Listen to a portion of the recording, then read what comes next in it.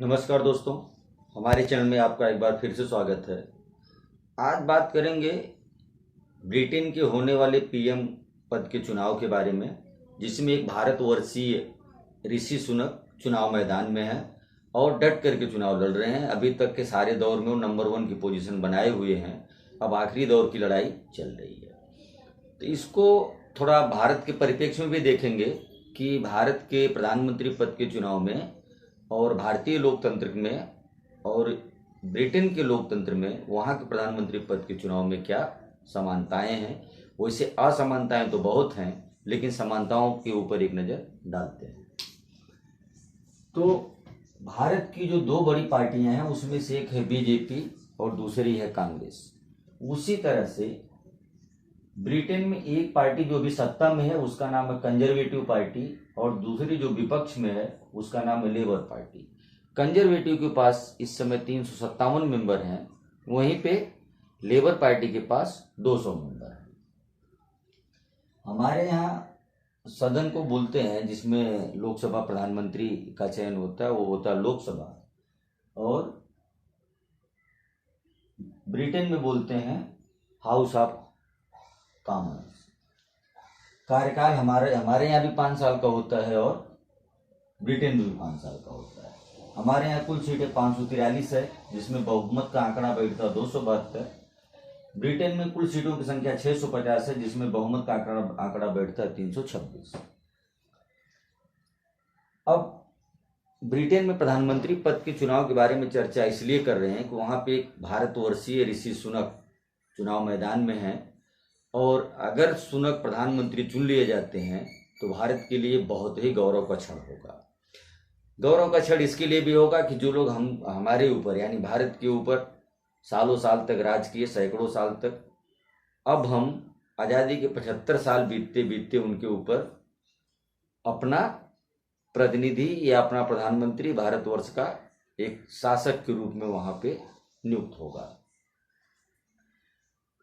UK में चुनावी प्रक्रिया 2 तरह से होती है। एक तो पहले अगर कोई प्रधानमंत्री कैंडिडेट तय हो जाए और वो कंडीशन सेम भारत में भी है, नहीं तो बाद में फिर चुनाव के माध्यम से तय होगा कि प्रधानमंत्री कौन बनेगा। वैसे ये स्थिति भारत में बहुत आसान है। चुनाव हो जाता है तो एक संसदीय दल का नेता चुना जाता है, जिसको लोग प्रधानमंत्री के नाम तौर पे नॉमिनेट कर देते हैं।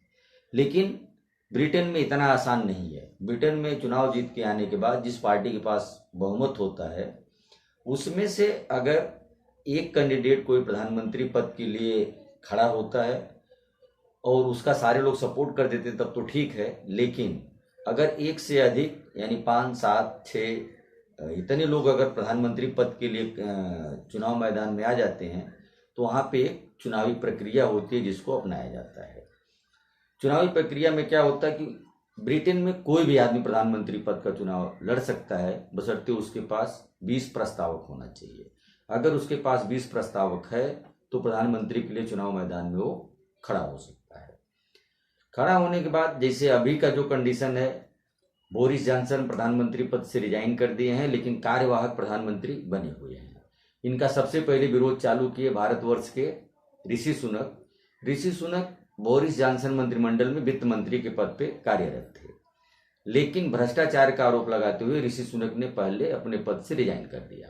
ऋषि सुनक के रिजाइन करने के बाद कंजर्वेटिव पार्टी के बहुत सारे जो मंत्री थे, जो सांसद थे, वो अपने पद से रिजाइन करना चालू कर दिए। अंततः जब बोरिस जॉनसन को ये लग गया कि अब प्रधानमंत्री पद पे बने रहना मुश्किल हो गया है, तो उन्होंने रिजाइन कर दिया। रिजाइन कर दिया तो सुनक बोले कि हम प्रधानमंत्री की जिम्मेदारी उठाने के, प्रधानमंत्री बनने के लिए तैयार हैं। तो उनके पीछे 7 लोग और तैयार हो गए कि हम भी प्रधानमंत्री के रेस में हैं। 7 लोग प्रधानमंत्री पद दौर में शामिल हो जाने की वजह से वहाँ पे 5 राउंड की वोटिंग हुई। 5 राउंड की वोटिंग में जो सबसे कम वोट पाने वाला उम्मीदवार होता था वो हर राउंड में चुनाव से बाहर हो जाता था। इस क्रम में जब 5 बार की वोटिंग हुई तो 5 लोग जो कम वोट पाते थे वो चुनाव मैदान से प्रधानमंत्री के दौर से बाहर होते गए। अब बचे हैं केवल 2 लोग, एक भारतवर्ष के ऋषि सुनक, भारतवर्ष से संबंध रखने वाले, भारतवर्ष को तो नहीं बोल सकते, वैसे तो मूलतः वो हैं तो ब्रिटेन के ही, उनके पास ब्रिटेन की नागरिकता है, और दूसरी हैं लिज ट्रांस। इन दोनों के बीच में अब ये दोनों लोग पहले और दूसरे पोजीशन पे थे। अब पहले पोजीशन पे और दूसरे पोजीशन पे दो लोग बच जाते हैं, उनको उस पार्टी के कार्यकर्ताओं के बीच में जाना पड़ता है। उस पार्टी के जितने कार्यकर्ता पूरे देश में फैले होते हैं, वो उन दोनों में से एक को चुनते हैं।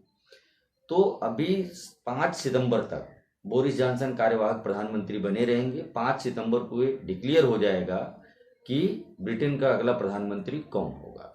जो 1,60,000 कंजर्वेटिव पार्टी के कार्यकर्ता हैं, ये पोस्ट के द्वारा अपना वोट डालेंगे कि वो अपना नेता, एक्चुअल में इस समय क्या है जो ब्रिटेन में चल रहा है, प्रधानमंत्री पद के लिए जो चुनाव होना था, जितने राउंड की वोटिंग होनी थी वो हो चुकी है। अब तय होना है कि कंजर्वेटिव पार्टी का नेता कौन है। जिसको कंजर्वेटिव पार्टी की 1,60,000 जो कार्यकर्ता हैं जिसको जिताएंगे, वो कंजर्वेटिव पार्टी का नेता होगा और वही प्रधानमंत्री होगा। तो ये दोनों लोग अपने कार्यकर्ताओं के बीच में जाकर के खुली डिबेट करते हैं, अपना अपना एजेंडा रखते हैं, अपना अपना मसौदा रखते हैं कि हम अगर प्रधानमंत्री बनेंगे तो ये बदलाव लाएंगे, ये काम करेंगे, ये इम्प्लीमेंट करेंगे। दूसरा बताता है अगर हम जीतेंगे तो ये काम करेंगे। उसी तरह से जैसे भारत में होता है कि एक पार्टी अपना घोषणा पत्र बताती है, करती है, चुनाव जीतने के बाद हम ये कर देंगे, और अलग से एक दूसरी पार्टी बताती है चुनाव अगर हम जीते तो हम ये कर देंगे। तो भारतीयों का कितना दबदबा है इस समय ब्रिटेन में, उसको जानने के लिए देखते हैं। कंजर्वेटिव पार्टी 2019 के चुनाव में 25 भारतीयों को टिकट दिया था। वहीं पे जो लेबर पार्टी थी उसने 13 कैंडिडेटों को, भारतीय कैंडिडेट लोगों को कैंडिडेट बनाया था। ऋषि सुनक के बाबूजी यशवीर सुनक मूलतः पंजाब के रहने वाले थे, पंजाब से ब्रिटेन में गए थे, और उन्हीं के लड़के हैं ऋषि सुनक। ऋषि सुनक की धर्म पत्नी अक्षता मूर्ति सुनक हैं, और इनके जो ससुर हैं एन नारायण मूर्ति हैं, जो इंफोसिस के संस्थापक रहे हैं। तो कुल मिला जुला के कहने का मतलब ये है कि अगर कोई भारतवर्षीय यूके का प्रधानमंत्री बना तो न केवल भारत के लिए बल्कि पूरे भारतीय समाज के लिए यह एक गौरव का क्षण होगा। तो धन्यवाद दोस्तों, इस वीडियो में इतना ही। मिलते हैं अगले वीडियो में। अगर आपको वीडियो अच्छी लगी तो इसको लाइक करें, शेयर करें और चैनल को सब्सक्राइब करें। धन्यवाद।